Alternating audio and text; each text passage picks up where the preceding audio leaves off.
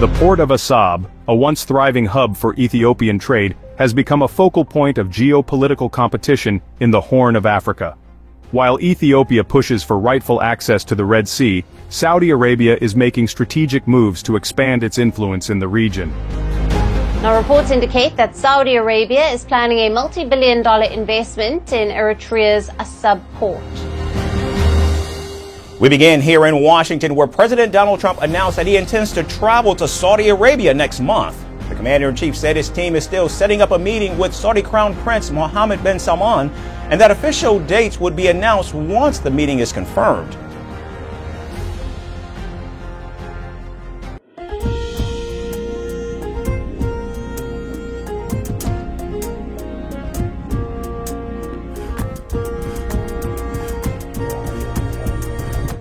የአሰብ ፖለቲካ ንሯል። የቀይ ባህር ፖለቲካ ትኩሳትም ከፍ ብሏል። ግብጽና ኤርትራ እየመከሩ ነው። ከአሰብ ጋር በተገናኙ ለሳውዲም መልእክት ተልኳል። ሳውዲዎቹም 4 ኪሎ ላይ መክረዋል። በፕሬዝዳንት ኢሳያስ በኩል አሰብ ላይ ቢሊዮን ዶላሮችን አፍስሱ የተባሉ ሳውዲዎች በሌላ አቅጣጫ በአሜሪካ ኢኮኖሚ ውስጥ ትሪሊየን ዶላር አፍስሱ ተብለው በፕሬዝዳንት ዶናልድ ትራምፕ በኩል እየተጠየቁ ነው። በመግቢያችን ላይ ተከታተላችሁትም ከዚሁ ጋር የተያያዘውን ነው ይዘናል። ሰላም ጤና ይስጥልኝ ውድ የፈታ ዴሊ ተከታታዮቻችን፣ ይህ የዕለተ ሰንበት የረፋድ ጥንቅራችን ነው። በዕለቱ ለእናንተ አዳዲስ መረጃዎችን ያደርሳሉ ያልናቸውን በማሰባሰብ ተገኝተናል። ቆይታችሁን ከኛ ጋር እንድታደርጉ አክብሮታዊ ግብዣችን ነው። ወደ ዝርዝር የጥንቅሮቻችን መረጃዎች ከማለፋችን በፊት በቅድሚያ ዋና ዋናዎቹን ጠቆም በማድረግ እንጀምራለን። የሶማሊያ የግብጽና የኤርትራ የሶስትዮሽ ጥምረት ምክክር በካይሮ የተካሄደ ሲሆን ሶማሊያ በዚሁ ጥምረት ስብሰባ ላይ ለሁለተኛ ጊዜ ሳትገኝ ቀርታለች። በሶማሊያ ማፈግፈግ ውስጥ ጥምረቱን ያጠናከሩት ኤርትራና ግብጽ ካይሮ ላይ መክረዋል። መረጃውን እናደርሳለን። የቀይ ባህር ፖለቲካ እየከረረ ነው። አሰብን በተመለከተ ኢሳያስ ቀደም ብለው ለሳውዲ መልእክት ልከዋል። ሳውዲዎች ወደ 4 ኪሎ ጎራ ብለዋል። ካይሮና አስመራም እየመከሩ ነው። ሱዳንም ተማጽኖ ላይ ናት። ኢሳያስ ሳውዲ ቢሊዮን ዶላሮችን በአሰብ ላይ እንድታፈስ ሲጠይቁ ትራምፕም የሳውዲ ትሪሊየን ዶላር ኢንቨስትመንት ያስፈልገናል፣ በቅርቡም ወደ ሪያድ አመራለሁ እያሉ ነው። ዘርዘር አድርገን ይዘነዋል። ከፋኖ ኃይሎች ጋር እየሰሩ ነው። ከሰሞኑን በተካሄደው ዘመቻ አንድነት ላይ ከጀርባ ነበሩ በሚል ስማቸው የተነሳው ብርጋዴር ጀነራል ምግባ ኃይለን የተመለከተ ሌላ መግለጫ ወጥቷል። ጥንቅራችንን ማካቶ ይዞታል።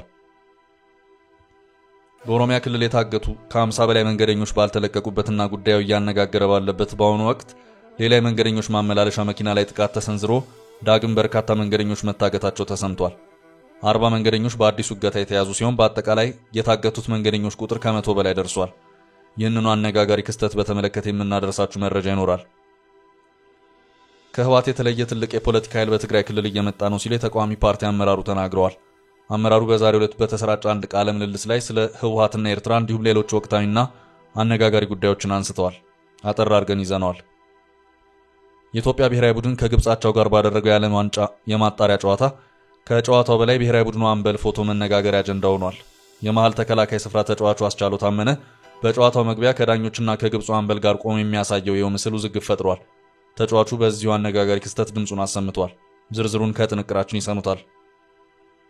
ትራምፕ ይፋ ያደረጉት ባለ 5 ሚሊዮን ዶላር ወርቃማ ካርድ በፍጥነት እየተቸበቸበ መሆኑ ተሰምቷል። በአንድ ሳምንት ብቻ ይኸው ባለ 5 ሚሊዮን ዶላር ወርቃማ ካርድን ከ1000 በላይ ዓለም አቀፍ ባለሀብቶች ገዝተውታል። አጠር ያለ መረጃ እናደርሳለን። አሁን በቀጥታ ወደ ዝርዝር መረጃዎቻችን እንውሰዳችሁ።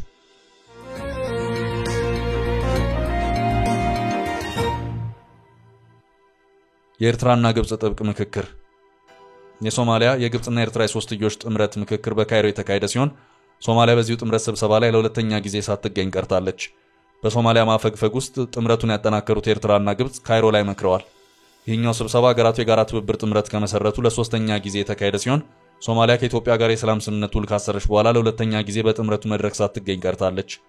ከአንካራው ስምምነት አስቀድሞ ከኢትዮጵያ ጋር የተካረረ ዲፕሎማሲያዊ ቁርሾ ውስጥ የነበረችው ሶማሊያ ከኤርትራና ግብጽ ጋር የሶስትዮሽ የጋራ ጥምረት መመስረቱ አይዘነጋም። የሶስቱ ሀገራት መሪዎች በኤርትራ ዋና ከተማ አስመራ ከ6 ወራት በፊት ተገናኝተው ከመከሩ በኋላ ነው የሶስትዮሽ ግንኙነታቸውን የበለጠ የሚያጠናክር ስምምነት ላይ መድረሳቸው የተዘገበው።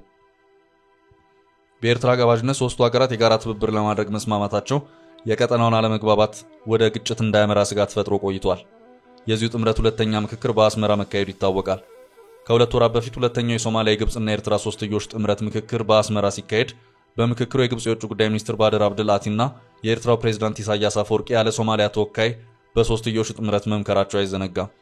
ጉዳዩ ሶስቱን ሀገራት የጋራ ጥምረት የተመለከተው ነው ሳለ የሶማሊያ ተወካይ አለመገኘቱ ሶማሊያ ከአንካራው ስምምነት በኋላ ከዚሁ ጥምረት እያፈገፈገች መሆኑን ማሳያ ተደርጎ ተወስዷል። አሁን ላይ ለሶስተኛ ጊዜ በዚሁ ጥምረት ላይ ለመምከር በትላንትናው ዕለት የኤርትራ የውጭ ጉዳይ ሚኒስትር ኦስማን ሳላህ ካይሮ መግባታቸውን የታወቀው። የኤርትራ የውጭ ጉዳይ ሚኒስትር በካይሮ ከግብጽ የውጭ ጉዳይ ሚኒስትር ጋር ተገናኝተዋል። የግብጽ የውጭ ጉዳይ ሚኒስትር ባደር አብድላቲ በይፋዊ ኤክስ ገጻቸው ባጋሩት መልእክት በግብጽና ኤርትራ መካከል ያለውን የሁለትዮሽ ግንኙነት ማጠናከር በሚቻልበት ሁኔታ ላይ ለመወያየት እንዲሁም በአህጉራዊ በአፍሪካ ቀንድ ሰላምና ደህንነትን ማስቀጠል በሚቻልበት ሁኔታ ላይ ለመምከር የኤርትራ አቻቸው ካይሮ መገኘታቸውን ገልጸዋል። ይህ በእንዲህ እንዳለ ኤርትራ ከኢትዮጵያ ጋር ባለው ወቅታዊ ሁኔታ ጋር በተያያዘ ዓለም አቀፉ ማህበረሰብ ጫና እንዲያደርግ ጠይቃለች። የኤርትራ መንግስት ሀያላን ሀገራት ዓለም አቀፍ ህጎችንና ፍትህን ከማስፈን ይልቅ የኤርትራን ሉዓላዊነት በማዳከምና በቀጠናው ወረራን በማበረታታት ላይ ያተኩራሉ በማለት አዲስ ባወጣው መግለጫ ከሷል። በቀጠናው በአሁኑ ወቅት ውጥረትን ማገርሸቱን የጠቀሰው የኤርትራ መንግስት መግለጫ ዓለም አቀፉ ህብረተሰብ የዓለም አቀፍ ህግ ጥሰትን ማውገዝና በወረራ ላይ መርህ ላይ የተመሰረተ አቋም መያዝ እንዳለበት ገልጿል። ከቀይ ባህር ጋር በተያያዘ የሚሰሙ ውጥረቶች በቀጠናዊ መረጋጋት ላይ ከባድ አደጋ መደቀናቸውንም ኤርትራ ገልጻለች።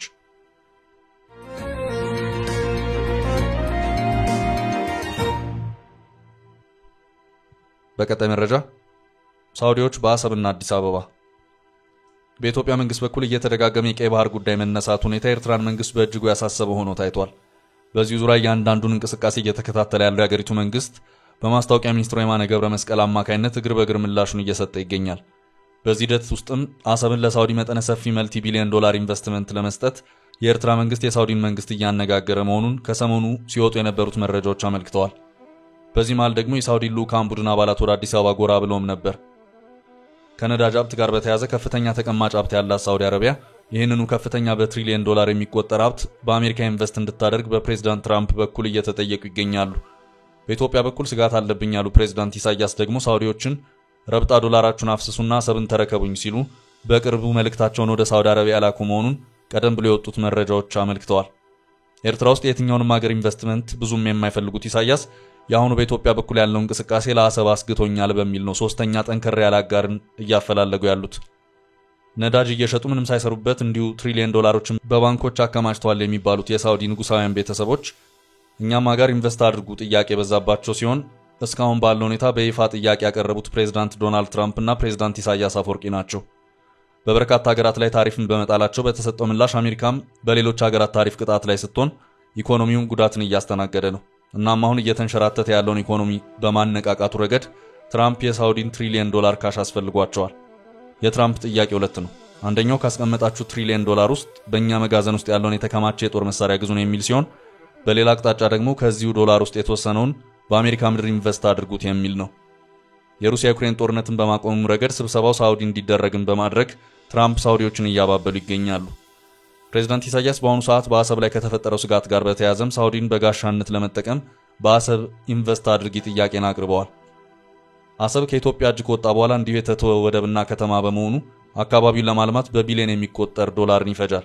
እናም ሳውዲ በፕሬዝዳንት ኢሳያስ ቀጥተኛ ጥያቄ አማካይነት ወደዚሁ ልማት የምትገባ ከሆነ በቢሊዮን የሚቆጠር ዶላርን ማፍሰስ ይጠበቅባታል። ትራምፕ በአንጻሩ ሳውዲ በአሜሪካ ምድር ትሪሊየን ዶላር ኢንቨስትመንትን በማፍሰስ ኢኮኖሚያችንን ማነቃቃት አለባቸው እያሉ ሲሆን በቅርቡም ወደ ሳውዲ አመራለሁ፣ በዚያም ከንጉሳውያኑ ቤተሰቦች ጋር ቁጭ ብዬ መክራለሁም ብለዋል። ፕሬዝዳንት ትራምፕ ተመርጠው ወደ ነጩ ቤተ መንግስት ከገቡ በኋላ አንድም ሀገር ያልጎበኙ ሲሆን ሆኖም በቅርቡ ወደ ሳውዲና እንግሊዝ የሚያመሩ መሆናቸውን አስታውቀዋል። ሳውዲና ኢራን ባላንጣዎች በመሆናቸውና ኢራንም በዚሁ የቀይ ባህር መስመር በኩል ከኤርትራ ማዶ ያሉትን የየመን ሁቲ ታጣቂዎችን እያገዘች በመሆኑ ምናልባትም አሰብን ለወታደራዊ ቤዝ ልትጠቀምበት ትችላለች የሚሉ አስተያየቶች እየተሰጡም ነው። ከልማት ውጭ ሆኖ ባዶ የቀረው አሰብ ከኢትዮጵያ በ60 ኪሎ ሜትር ርቀት እንደዚሁም ከአስመራ በአማካኝ በ550 ኪሎ ሜትር ርቀት ላይ የሚገኝ ነው። ፕሬዝዳንት ኢሳያስ በአሁኑ ሰዓት ፊታቸውን ወደ ሳውዲና ግብጽ አዙረዋል። The port of Assab, a once thriving hub for Ethiopian trade, has become a focal point of geopolitical competition in the Horn of Africa. While Ethiopia pushes for rightful access to the Red Sea, Saudi Arabia is making strategic moves to expand its influence in the region.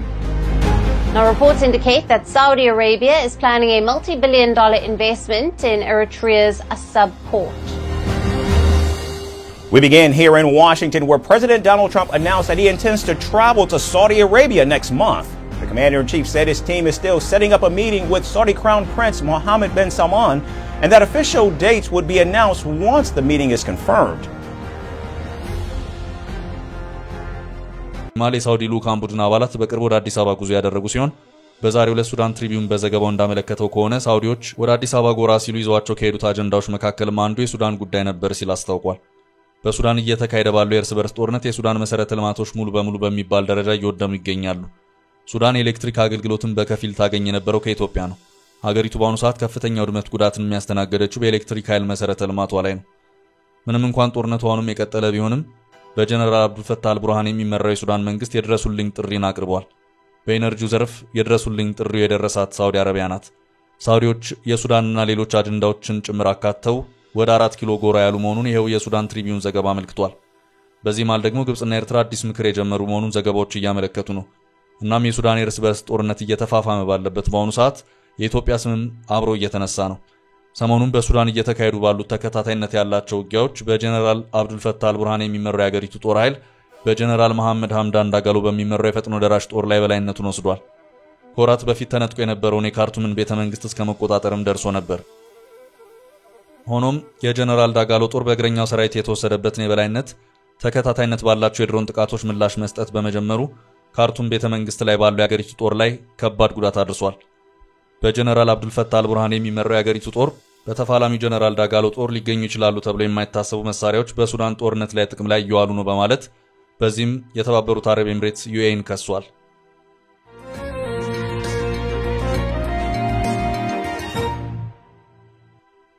በቀጣይ ርዕስ በጀነራል ምግበ ጉዳይ ሌላ መግለጫ። ከፋኖ ኃይሎች ጋር እየሰሩ ነው በሚል በመከላከያ ሰራዊት በኩል ክስ የቀረበባቸው ብርጋዴር ጀነራል ምግበ ኃይለ ጉዳይ አሁንም እያነጋገረ ነው። እሳቸውን የተመለከተ አዲስ መግለጫ ወጥቷል። ይሄኛው መግለጫ ከወደ ትግራይ ወጣ ነው። የመግለጫው ባለቤት የትግራይ ሰላምና ጸጥታ ቢሮ ነው። ይህንኑ ጉዳይ በተመለከተ በፋኖ ኃይሎች እንደዚሁም በራሳቸው በጀነራሉ ጭምር ማስተባበያዎች የተሰጡበት ሁኔታ ታይቷል። ከዚሁ ጋር በተያያዘም በተጨማሪም በትላንትናው ዕለት ደግሞ የትግራይ ሰላምና ጸጥታ ቢሮ የተባለው አካል አንድ መግለጫ አውጥቷል። መግለጫው የትግራይ ህዝብ ሰላምና ጥቅም የሚረጋገጠው በሰላማዊ ትግልና ውይይት እንጂ በጦርነት አይደለም የሚል ጽኑ እምነት የትላንት ዛሬና ነገ አቋም ነው ያለ ሲሆን በሰራዊት አመራሮቻችን ላይ በርካታ የሚዲያ ስም ማጥፋቶች ተከፍተውብናል ሲልም ተቃውሞውን አሰምቷል። ከነዚህ መሰል ክሶች አንዱ በቅርቡ በኢፌድሪ መከላከያ ሰራዊት በሚተዳደር ማህበራዊ ድረገጽ የተዘረጋው በጀነራል ምግበ ኃይለ ላይ ያነጣጠረው ወንጀላና ስም ማጥፋት አንዱ ነው ያለው ይኸው መግለጫው በተሰራጨው ጽሑፍ ከተካተቱት መልእክቶች መካከል ምዕራብ ትግራይን አስመልሳለሁ በሚል እሳቤ 2 ጊዜ ፌደራል መንግስት ሰራዊትን ለማጥቃት ሞክሮ በ10 ሺህ የሚቆጠሩ ወጣቶችን ያስበላው ውጊያ እምቢ ሲለው የራሱን ታጣቂዎች ረሽኖና ገድሎ ውጊያው ሳይሳካለት አከርካሪው ተመቶ ሸሽቷል የሚል ይገኝበታል። ይህ መግለጫም የሂደቶቹ ተቀጥላና እሳቱ ባለበት ለማርገብ ከመጣር ይልቅ ማርገብገብ ላጋጠመ የራስ ችግር ለተግባራዊ መፍትሄ ከመጣር ይልቅ የማይመለከተው አካል በመፍጠርና ጣት በመቀሰር ሰላምና እድገት እንዳይጸና የሚያደርግ ኃላፊነት የጎደለው ተግባሩን አግኝተነዋል ሲልም አስታውቋል።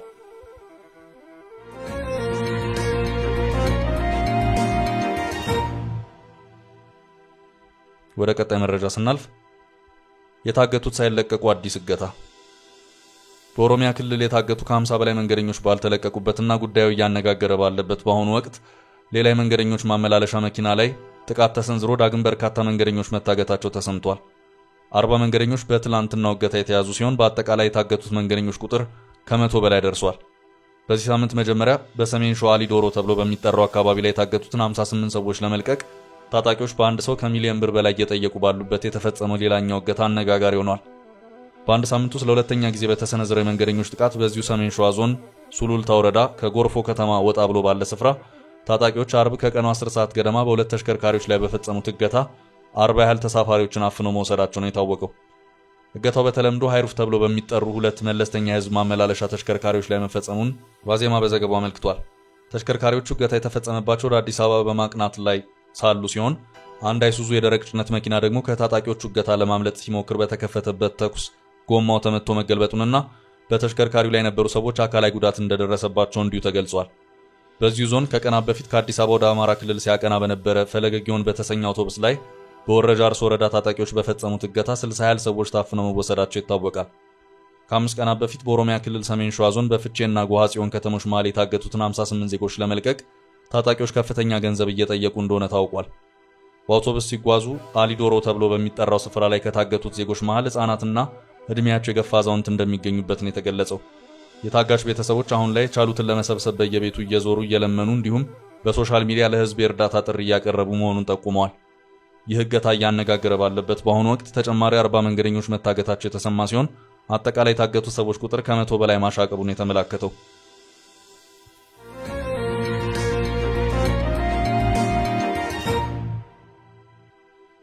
ወደ ቀጣይ ርዕሳችን ተሻገር። በትግራይ አዲስ ኃይል እየመጣ ነው። አመራሩ ከህወሓት የተለየ ትልቅ የፖለቲካ ኃይል በትግራይ ክልል እየመጣ ነው ሲሉ የተቃዋሚ ፓርቲ አመራሩ በዛሬው ዕለት ለንባብ በቀረበው የሪፖርተር ጋዜጣ ቃለ ምልልሳቸው ላይ ተናግረዋል። የአረና ትግራይ ለዲሞክራሲና ለሉዓላዊነት ፓርቲ ሊቀመንበር አቶ አምዶም ገብረስላሴ በትግራይ ከህወሓት የተለየ አንድ ትልቅ የፖለቲካ ኃይል እየመጣ ነው ሲሉ ተናግረዋል።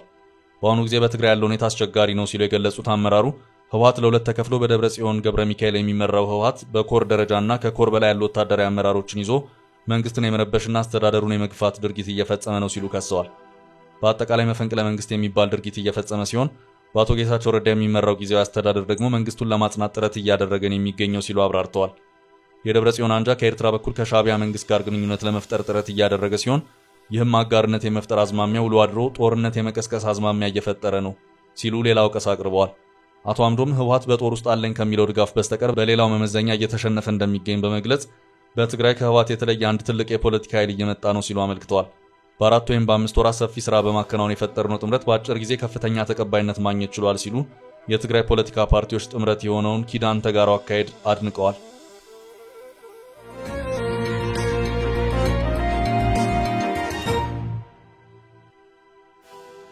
በመጨረሻም የብሔራዊ ቡድኑ አምበል አነጋጋሪ ጉዳይ። የኢትዮጵያ ብሔራዊ ቡድን ከግብጻቸው ጋር ባደረገው የዓለም ዋንጫ የማጣሪያ ጨዋታ ከጨዋታው በላይ ብሔራዊ ቡድኑ አምበል ፎቶ የመነጋገሪያ አጀንዳ ሆኗል። የመሃል ተከላካይ ስፍራ ተጫዋቹ አስቻለው ታመነ በጨዋታው መግቢያ ከዳኞችና ከግብጹ አምበል ጋር በጋራ ቆሞ የሚያሳየው ይሄው ምስል ውዝግብ ፈጥሯል። የጨዋታው ተንቀሳቃሽ ምስል እንዲሁም የቡድኑ የልምምድ ምስሎች ላይ ማየት እንደሚቻለው የብሔራዊ ቡድኑ አምበል አስቻለው ታመነ የተስተካከለ ተክለ ቁመና እንዳለው የሚመሰክሩ ናቸው።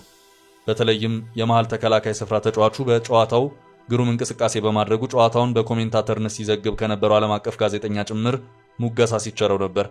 ከዚህ በተቃራኒ ብሔራዊ ቡድኑን አምበልን ፎቶ በፎቶሾፕ በማበላሸትና ተጫዋቹን ማሸማቀቅ ላይ ያነጣጠረ ዘመቻ ተከፍቶ ተስተውሏል። ይህንን አሳዛኝ ተግባር በርካቶች ተቀባብለውታል። ለኢትዮጵያ ብሔራዊ ቡድን ከ70 ጊዜ በላይ ተሰልፎ በመጫወት በብቸኝነት ተጠቃሽ የሆነ የመሃል ተከላካይ ስፍራ ተጫዋቹ አስቻለው ታመነ በተፈጠረው ክስተት ማዘኑን ገልጿል። የመሃል ተከላካይ ስፍራ ተጫዋቹ ከእግር ኳስ ተጫዋቾች ተጠባቂ አካላዊ ተክለ ቁመና ጋር በተያያዘ ጥያቄ ያስነሳበትን ፎቶ በርካቶች እያፌዙና እያጣጣሉ ግብረ መልስ የሰጡ ሲሆን በዚህ ጉዳይ ተጫዋቹ በሰጠው ማብራሪያ በክስተቱ ማዘኑን ገልጾ ሙያችሁን ለበጎ ዓላማ ተጠቀሙበት ሲል አመልክቷል። በፎቶሾፕ በተቀነባበረ አነጋጋሪ ፎቶ አስቻለው ሆዶ አካባቢ ገዘፍ ብሎ የታየ ሲሆን በእንግሊዝኛው ሳይበር ቡሊንግ የሚባለውና በኢንተርኔት የሚደረግ ግለሰብ ላይ ትኩረት ያደረገ የማሸማቀቅ ዘመቻ ተከፍቶበት ተስተውሏል።